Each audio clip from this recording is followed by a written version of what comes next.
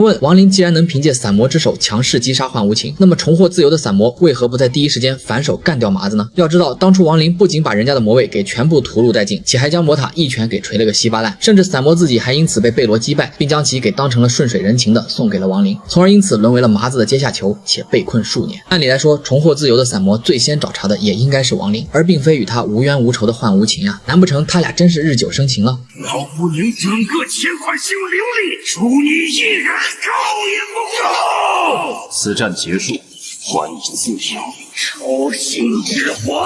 其实这事还真不怨人家散魔，而是他想反吞噬对方，但却做不到吧。这事还要从麻子在妖灵之地被散魔追杀说起。要知道，当时散魔的实力乃是与贝罗旗鼓相当的亏孽修为。贝罗因顾及散魔身后的古魔塔家，所以在交战中并未彻底下死手，仅是本着将其击退的打算。而亡灵为避免散魔日后将成为自己的心腹大患，他笃定贝罗为了借助自己的古神之力吞噬其余几郡妖灵，恢复巅峰状态，定不会放任自己一死了之的。所以他这才在实力不足的前提下，冒险将散魔吞入自己的神识当中。好你个亡灵，以身为诱饵，设计将散魔困于元神内，逼本做数据。若是我帮你，便如了你的愿；若是不帮你，这3天算是白打了。既然你算准了我会出手，那便成全你这造化。而有着贝罗封印的加持，目前的亡灵虽不能彻底炼化散魔，但已经能够将其完全镇压在自己的神识当中。本来麻子是打算等日后实力强大点，将其给炼化成自己的第二元神的，但人家散魔是什么实力啊？亡灵要想做到的最低门槛，也至少得是亏孽修为。通俗点来讲，就是自从麻子将散魔制服，一直到如今的动漫剧情这里，他是拿着散魔一点辙都没有啊！不仅无法让对方为其作战，更无法炼化散魔，只能在对方身上不断的加固自身烙印，并且在散魔看来，你一个毛头小子凭什么指挥我一个大佬干事啊？他如今已是一个阶下囚，更深知亡灵日后会将其当成修为大增的一个养料，他更是巴不得麻子现在就被人打死，从而两人双双落得个形神俱灭的下场。至少这样，他也不会成为亡灵变强的一个垫脚石。从预告当中，散魔这霸气的坐姿上来看，更像是在说亡灵，你除了弄我一身口水，还能干啥？当然，麻子也是挺无语的，因为他是真的没有任何办法呀。直到后来，亡灵相继击败幻家的护族大阵，幻无情以吞噬柳梅的生命与意境，致其不仅重新恢复至亏孽初期，且还领悟到了一些祖传的无相天魔道功法。麻子一看，照这趋势下去，仅凭阴虚傀儡与灵天侯剑气，可打不过对方。于是他便以此战，若是胜利，便归还对方自由身的约定，召唤出散魔。毕竟这玩意在亡灵看来，就如同那粪坑里的石头，既然你始终不愿意听我的，加上彼时也是生死关头，倒不如在放你离去之前，助我度过此次劫难。那你也不要天真的以为散魔出来便可轻易的吞噬掉亡灵或者逃走，因为他身上有着贝罗与亡灵所设置下的双重烙印。最开始散魔刚苏醒时还欲要夺舍亡灵的肉身，但却发现有着此烙印的加持根本没啥卵用。其二，即便彼时的散魔想要逃走，但他的神识根源还在亡灵那里，到时麻子一旦被幻无情杀死，那么他必然也跟着一起消散。先前散魔有着跟亡灵玉石俱焚的想法，是因为麻子根本就没有想要放过他，可现如今却不一样了呀。但散魔也怕亡灵到时反悔，因此他也警告对方，若是亡灵违背承诺，到时即便他拼着被烙印反噬的死亡为代价，